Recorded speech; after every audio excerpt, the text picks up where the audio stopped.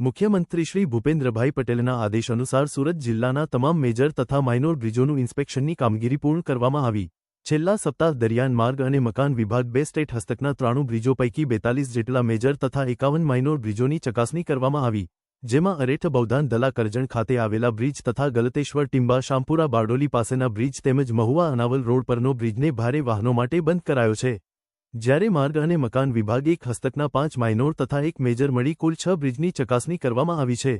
ઓલપાડ તાલુકાના માસમા ખાડી ઉપર વર્ષ 2004માં નિર્મિત મેજર બ્રિજનું નિરીક્ષણ સુરત માર્ગ અને મકાન વર્તુળના અધિક્ષક ઇજનેર શ્રી એ.જી. વસાવાએ કર્યું હતું। નિરીક્ષણ દરમિયાન બ્રિજના વોટર સ્પાઉટ, ક્રેશ બેરિયર તેમજ એપ્રોચના એમ્બેકમેન્ટનું પણ અવલોકન કરવામાં આવ્યું હતું। અધિક્ષક ઇજનેર એ.જી.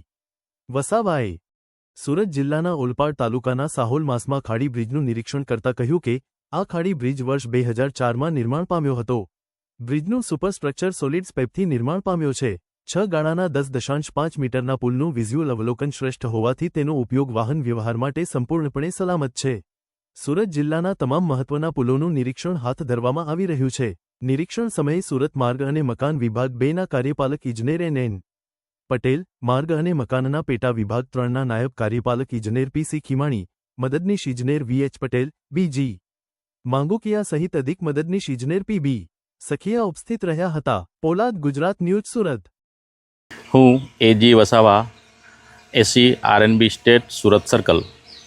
ગુજરાત રાજ્યના માન્ય મુખ્યમંત્રીશ્રીના આદેશ અન્વયે આજરોજ સુરત જિલ્લાના સુરત ઓલપાડ સાહોલ ખાતે આવેલા બ્રિજ માસમા ખાડી પર આવેલા બ્રિજનું નિરીક્ષણ કરવામાં આવ્યું।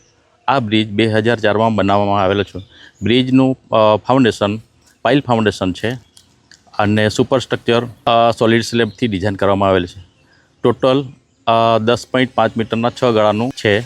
આ સ્ટ્રક્ચર ઓવરઓલ સારી કન્ડિશનમાં દેખાય છે નિરીક્ષણ કરતાં।